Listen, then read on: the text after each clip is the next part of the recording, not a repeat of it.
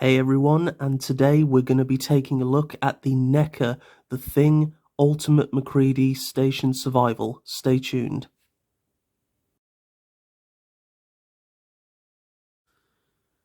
So before we get into the figure, let's take a look at the box. So on the front you have this very nice artwork. No lenticular effect, it is just a smooth card, but it really doesn't need to be. It's signed by the artist here. You have the wolf, I don't want to spoil anything. Then you have, obviously, the man himself, MacReady.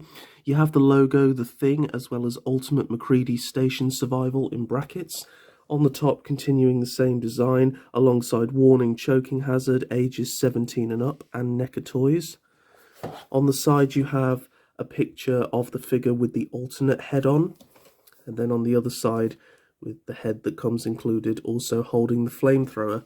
On the bottom, you just have a load of legal stuff, plus the names of the people who were involved in making the toy. And on the back, you have some very nice publicity images of the figure itself.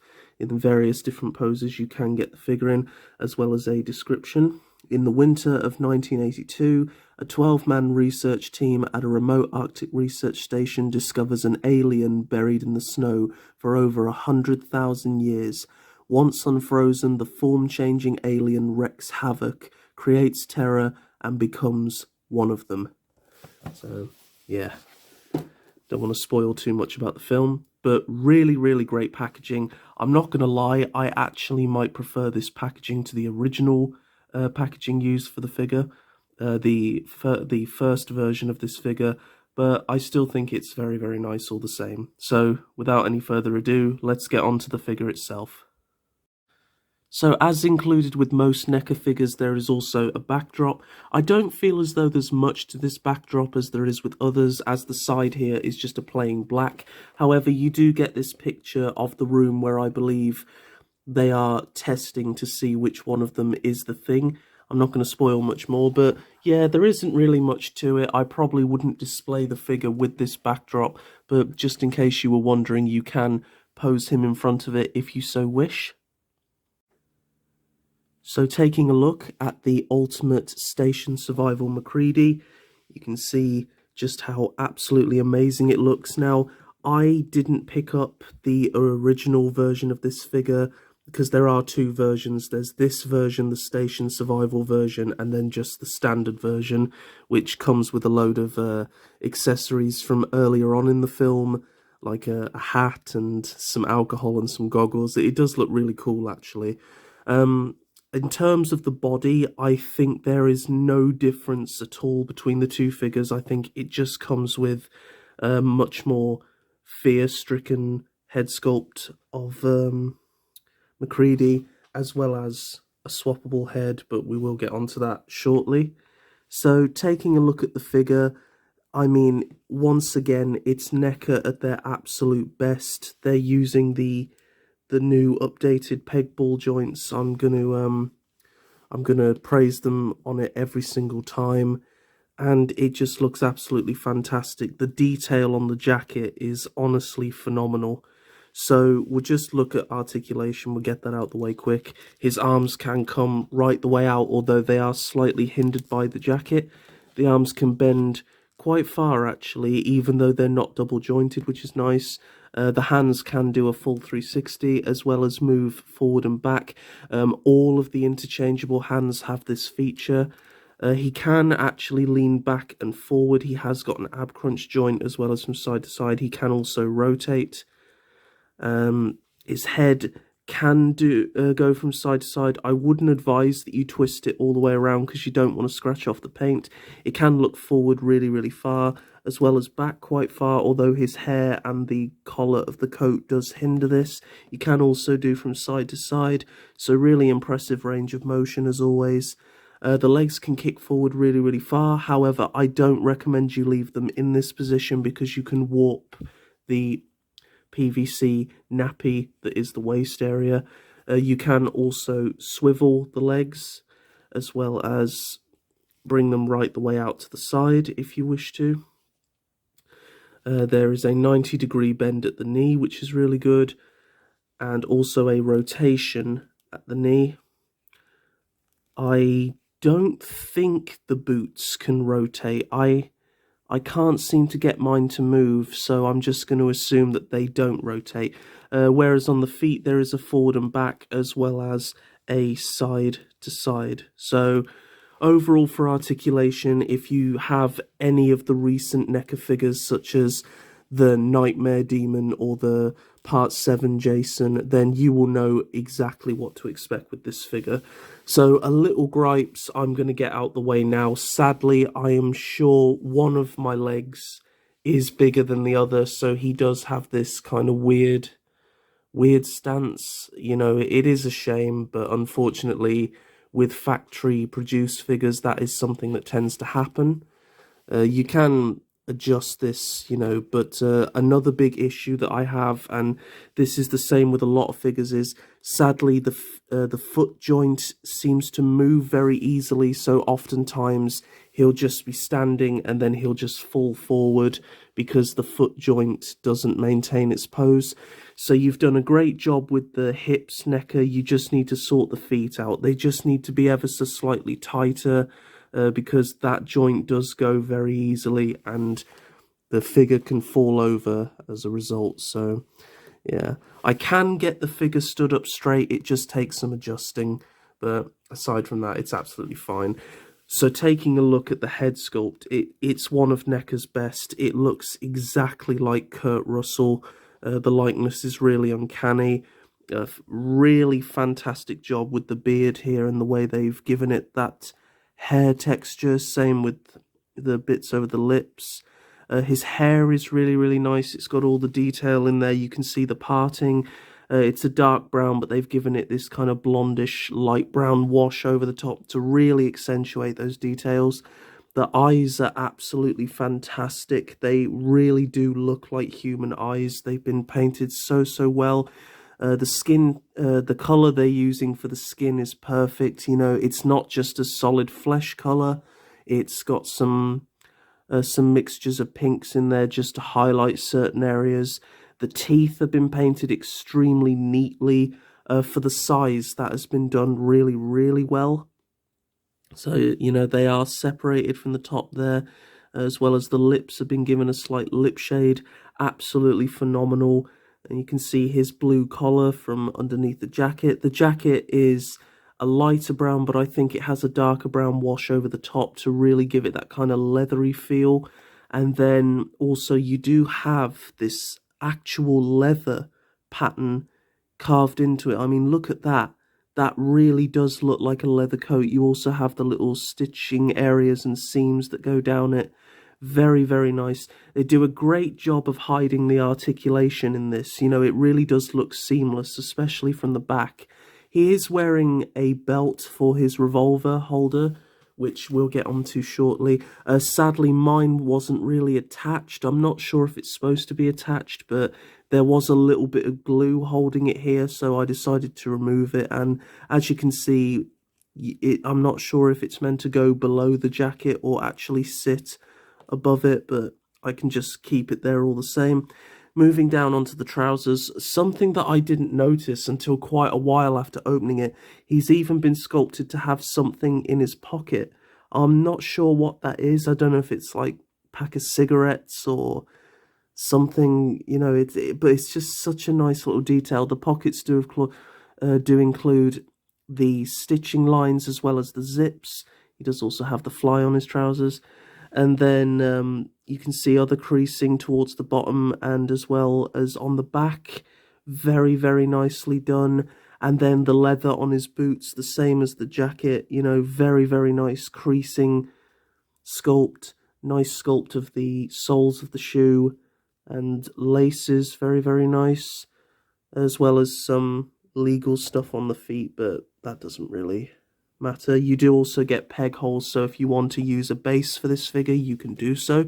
So overall, for detail, this is an absolutely phenomenal figure. In fact, I would say this is one of NECA's best looking figures. As I said, I never picked up the original MacReady, so this is the only one I have to go on. I may pick up that figure, haven't yet decided, but I really like this one for the inclusion of the accessories, which we will get onto right now. So turning to accessories, the main selling point for this set, I think for many people, will be the M2 flamethrower. So this is quite an iconic weapon that's used in the film. As you guys know, it's what he uses predominantly for it, and sadly this didn't come with the original figure, obviously because they were saving it for this set. It does look phenomenal. They haven't just painted it in solid colours, they've given it this kind of oily wash to really make it look like this is something that's been lying around. You do have a brown wash over here, as well as the little bits here, these little strips, which are individual pieces of plastic. You have a nice soft rubber on the strap, so it can be applied very well over the figure, as well as a nice soft rubber on the, pipe, which I'm guessing the fuel travels through. And then you have the actual flamethrower itself, which is very, very nice. It's got a nice little wash over it, so it's not just a solid colour. It does have a slight silver wash, almost to make it look quite metallic, which I do like. Make it look like it's not plastic. Very, very nice. You've even got the inclusion of silver on these little bits up here. And this little thing down here, which I always assume was for housing this. You just slide it into there like that, and that would hold it, but I could be wrong. I don't know. I'm not an expert on flamethrowers. So when attaching this to the figure, very simple. The way I would recommend it is move the arms back and then just slide them through the straps. Be very careful when doing this, don't force it. And then just bring the straps over and tuck them under the collar here. Then just move the arms back down, and there you go. And if you want to have the character holding it, just bring it round and pop it into the appropriate hand, like so. And then just bring the other hand up. As I said, it's really up to you guys how you pose it. And you can just have him holding it. That's just roughly, so also just adjust it at the back. And yeah, there you go. So you've got him with his flamethrower. It's quite simple to do. It does take a little bit of time and patience, just to get it into his hands properly. But yeah, it's very, very good. The flamethrower does come with a flame attachment, which can just be simply plugged in, like so. And it holds in there very well.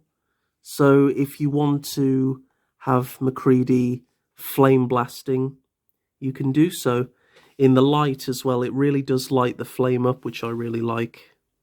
Yeah, very nice detailing, as you can see. It's kind of a blend of yellow and orange, which I really like. And there you have the MacReady with his flamethrower action. Other standard accessories that come included are the piece of dynamite that he uses in order to threaten everyone else. If I go, this whole place goes up with me. Very, very cool. You can see the detailing on that. He also does come with a ice pickaxe, which I can't actually remember when he uses this, but it comes included anyway. You can see it has this nice little sheen on the end of it there to make it look like it's been used. He comes with his revolver, which does slot into his revolver satchel very easily. Just pop it in there. That's where I keep it, so does make it good for display. And he does come with a whole plethora of interchangeable hands. So the gloved hands, I would imagine, is more for outside display, whereas these hands would be more for when he's inside the base. And as I drop them, as you can see, they're all individually sculpted. He has this hand, which is for a very specific use. He has this trigger hand, which obviously for the gun. And yeah, very, very nice. They've all been very well sculpted and painted. Lots of detail on them, as you can see there. So very, very cool. And here is his swappable head, which will attach to him shortly. It's a much more angry, more solemn look, but it still really, really looks like Kurt Russell. Nice work with the beard, as always. Really good on the eyes and even the little stretch marks on his forehead.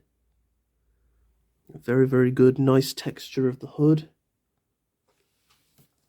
But my favourite accessory of all of them has to be the little heated curled wire and the Petri dish with the blood inside.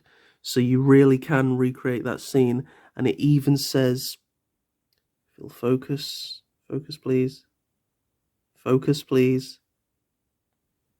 It even says Parma on the Petri dish, like in the film. And then here you have the Thing blood, which you simply just, as you can see, it has a circular bit there, so you simply just plug it in. Might take a little bit to get it, but it does go in there really nicely. So here he is with his alternate head and the gloves. So this is what I would say is an outdoor MacReady. In terms of articulation, exactly the same, can pivot from side to side as well as forward and back. But as you can see, the blue from the hood does align with the rest of it, which is really nice. So it does just make it look much more solid. So if you wanted to display MacReady out in the snow, then this is definitely the head sculpt you would go for, as well as the black gloves. However, if you wanted to do an indoor MacReady, then you would display him with this head sculpt. Now, in terms of removing the gloves, very simple. The hands just have pegs on them, as you can see, just like the Nightmare Demon. And then these little cuffs slide off, revealing the wrist. And then you simply just take the other hand that you want to slot on there and just pop it straight on. Simple as anything. And for an indoor MacReady, you can recreate this very, very awesome scene. This is my favourite display pose for him, and most likely how I will have him on the shelf. Very, very awesome. If you're a fan of The Thing, you are definitely going to love this figure. So overall, what do I think of the Ultimate Station Survival MacReady? I love him. Really, really love him. I'm a huge fan of The Thing. I think it's a brilliant film, and I think this figure is such an accurate representation of the character of MacReady and of Kurt Russell. Very, very fantastic job by NECA. I'm still struggling to get over just how good the head sculpts look, and the amount of accessories that come with this figure really make it have a lot of options for display. So it really is up to you how you guys display him. If you were to say to me which version of the figure would I go with, I can't really give you a full answer because I don't actually have both of the figures yet. But I would say the reason why I chose to go with this one is purely down to the fact that 1, he comes with the flamethrower, and 2, he comes with these awesome accessories here, so you can recreate my favourite scene in the whole film. But it really is down to you. I probably will end up picking up the other MacReady at some point because I love the accessories that he comes with. But for this figure, I am extremely happy. And whichever figure you guys choose to go with is entirely down to you. So, you know, whichever one you go with, I think you're definitely getting your money's worth. And I absolutely love this figure by NECA Toys. Aside from maybe a few gripes of the loose foot, but you know, I'm sure there is something I can do about that. So I really hope you enjoyed this review, guys. If you did, please leave a like, share, and comment down below. Let me know what you thought. Are you planning on getting this figure yourselves? Do you already have it? And what would you guys like to see next? So I really hope you enjoyed this video, guys. Stay safe and happy wherever you are in the world, and I will see you in the next video. Bye-bye.